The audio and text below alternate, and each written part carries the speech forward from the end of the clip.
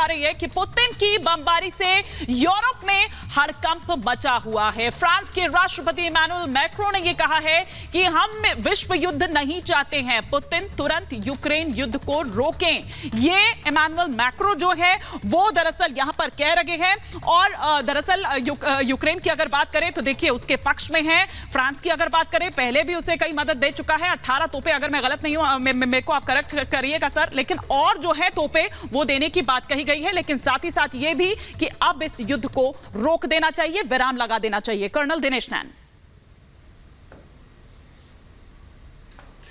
देखिए मानी, कौन नहीं जानता कि रशिया सुपर पावर है, और दूसरी बात, कौन नहीं जानता कि रशिया ने जहां जहां पे भी अटैक किया है और जहां जहां पे भी एरिया कैप्चर किया, चाहे मालदेवा हो, चाहे आपका जॉर्जिया हो, चेचन्या हो, इसने वहां पे कभी जमीन नहीं छोड़ी है।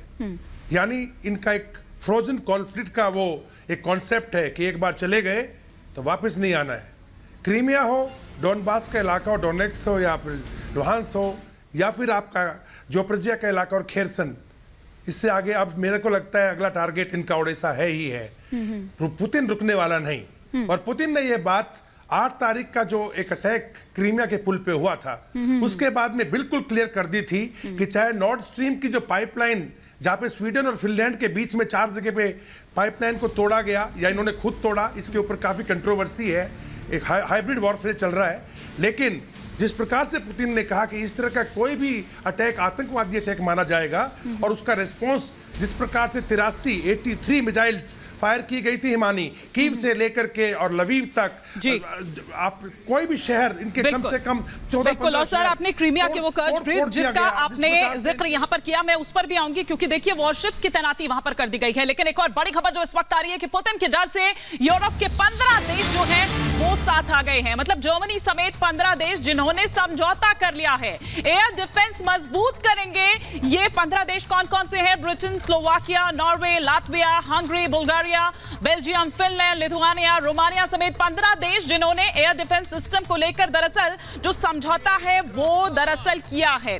और अगर अगले कुछ सालों में देखें तो अगले 10 साल का दरअसल ये जो प्लान है कर्नल शैलेंद्र वो लेकर चल रहे हैं। और ये कहना है कि दरअसल जो पूरा एयर डिफेंस है उसका कायाकल्प कर दिया जाएगा।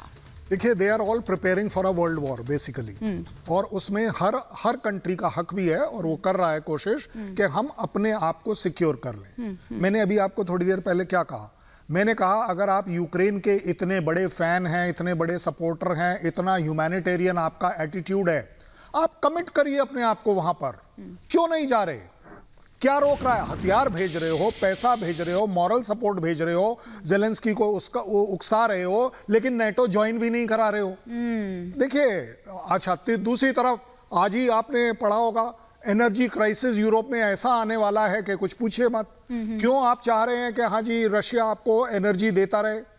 क्यों रशिया आपको ऑफर कर रहा है? आप तो चाहते हैं उसकी कमर तोड़ दी जाए। कमर तो टूटी नहीं, उल्टा उसकी इनकम बढ़ गई एनर्जी की। आप उसके कैलकुलेशन कर लीजिए, डाटा एनालिसिस कर लीजिए, उसके तो पैसे बढ़ गए, उसको कमी थोड़ी ना। आज आप नॉर्ड स्ट्रीम 2 को एक्टिवेट करने के बारे में क्यों बात कर रहे हैं? ठीक है, आपको अवॉइड करना चाहिए। देखिए, जब इस तरह के 15 देश साथ आ रहे हैं, ये अपने सेल्फ इंटरेस्ट के वजह से साथ आ रहे हैं। ठीक है, ये यूक्रेन के लिए